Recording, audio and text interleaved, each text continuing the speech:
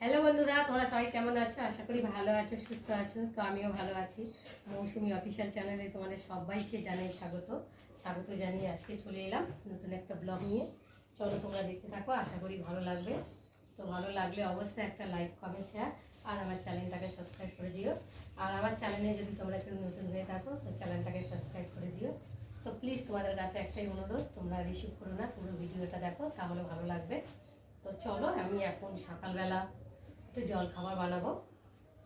দেখতে পাচ্ছ তো আটা গোলা রুটি বানাবো।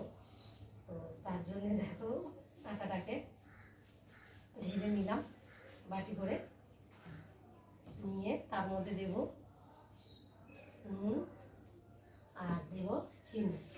চিনি দিলে গোলা রুটিটা খেতে ভালো লাগে। তো তোমাদের কাদের ভালো লাগে গোলা রুটি খেতে, তোমরা কিন্তু আমাকে অবশ্যই কমেন্ট করবে। তো চলো তার আগে গ্যাসটা ধরিয়ে দিই।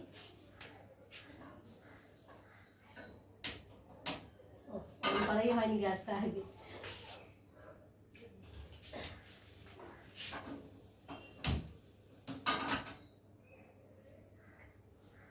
চলো ধরিয়ে দিয়েছি, আর এখন তাওয়াটা গরম হোক আর আমি ততক্ষণ ময়দাটাকে গুলে নেব। তেলটা তো লাগবে, সাদা তেলটা নেই, সর্ষে তেল আছে, সর্ষে দিয়ে করি। সাদা তেল দিয়ে করলে খেতে ভালো লাগে। তো সাদা তেলটা শেষ হয়ে গেছে, আর এখন আমি চলো ময়দাটা এই আটাটা মাখার আগে তেলটা দিয়ে দেবো।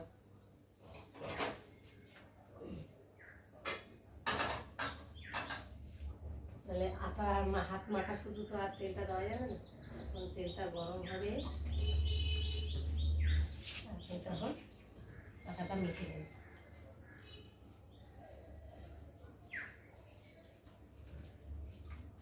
আর ময়দার গোলা রুটি খেতে ভালো লাগে।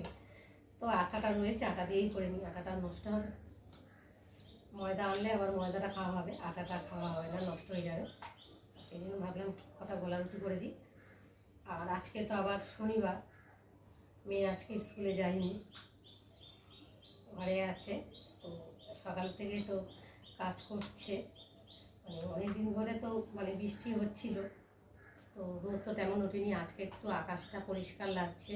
তো আবার বেলার দিকে আবার বৃষ্টি হয় কিনা জানি না। তো কয়েকটা বিছনার চাদর, বালিশে ওষা টসারগুলো ভেজানো হয়েছে, একটু কাঁচা ঠাড়া করবো। তো তার আগে ভিজিয়ে রেখে দিয়েছি গামলায় করে। আর এখন গোলা রুটিটা করব। গোলা রুটি একটু চা করব, চা করে খেয়ে তারপর কাচাকুচিতে যাব। কেচে এসে আবার তারপরে রান্না আছে। তো কাজ তো শেষ নেই, একের পর এক। তো চলো, করার তাওয়াটা গরম হয়ে গেছে, আর এখন আমি তেলটাকে ভালো করে চারিগালে লাগিয়ে দিলাম, দিয়ে আর এখন গোলা রুটিটাকে দিয়ে দেবো। দিয়ে ভালো করে হাত দিয়ে দেখো ছড়িয়ে ছড়িয়ে দিচ্ছে।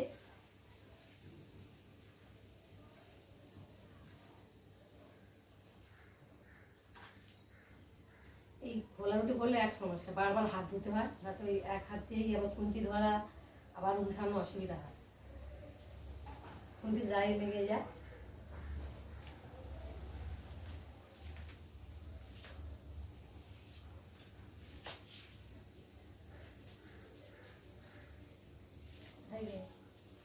বাটির মধ্যে জল নিয়ে একটু হাত ধুতে তো হবে, নাহলে আবার উল্টানো যাবে না, খুন্তিতে লেগে গেলে। মুছে নিই।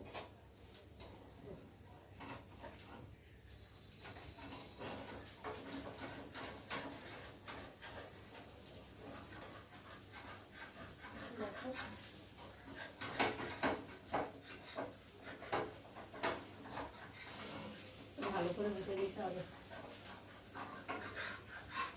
ময়দা রুটি হলে তো সঙ্গে সঙ্গে উঠে যায়, আটা তো একটু লেগে লেগে ধরে নেয় তাওয়ার মধ্যে।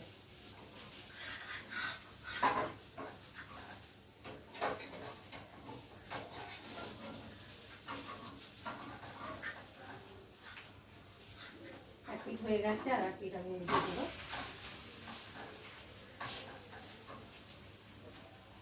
তো চলো আমি গোলা রুটি করে নিই। আবার তোমাদের সঙ্গে দেখা হবে, তো রান্না করবো তখন। তো বন্ধুরা, টিফিন খেয়ে চলে এলাম রান্নায়। তো দেখো, মুগ ডাল ভালো করে ভেজে ধুয়ে সেদ্ধ বসিয়েছি। আর এখানটায় কেটে নিয়েছি আলু পটলের তরকারি করব। আলু পটলের তরকারির জন্য আদা জিরে বেটে নিয়েছি। আর এই দেখো, উচ্ছে গোল গোল করে কেটে নিয়েছি। তো মুগ ডাল দিয়ে আজকে উচ্ছে। তো বন্ধুরা, মুগ ডালটা সেদ্ধ হয়ে গেছে আর নামিয়েও নিয়েছি। আর এখন এই যে কড়া বসিয়েছি, কড়াতে তেল দেবো। তেলটা গরম হচ্ছে আর এখন আমি উচ্ছেগুলো ভালো করে ভেজে নেব।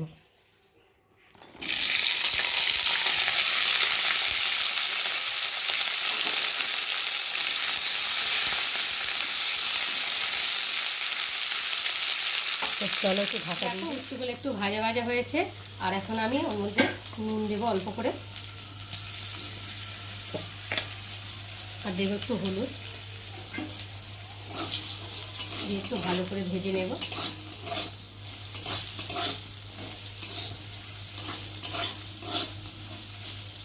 তো দেখো, উচ্ছেগুলো ভাজা ভাজা হয়ে গেছে আর এখন আমি ডালের মধ্যে তুলে নেব।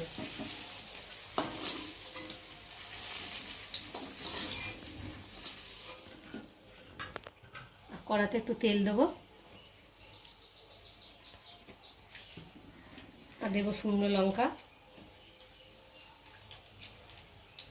আর দেবো গোটা জিরে, আর দেবো তেজপাতা দিয়ে একটু ভালো করে ফোড়নটা ভেজে নেব।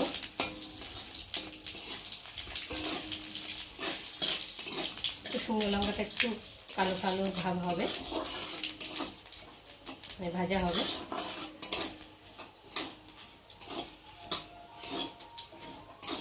দেখো, ভাজা ভাজা হয়ে গেছে আর এখন আমি এর মধ্যে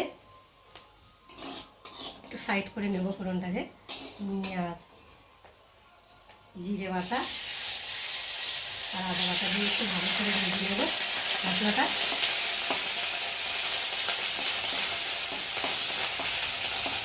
তো দেখো, মশলাটা ভাজা ভাজা হয়ে গেছে আর এখন আমি এর মধ্যে ডাল আর উচ্ছেটা ঢেলে দেবো, দিয়ে আর ঢাকা দিয়ে দেবো যাতে ফোড়নের গন্ধটা না বেরিয়ে যায়। তো চলো একটু ফুটুক, আবার তোমাদের সঙ্গে দেখা করবো।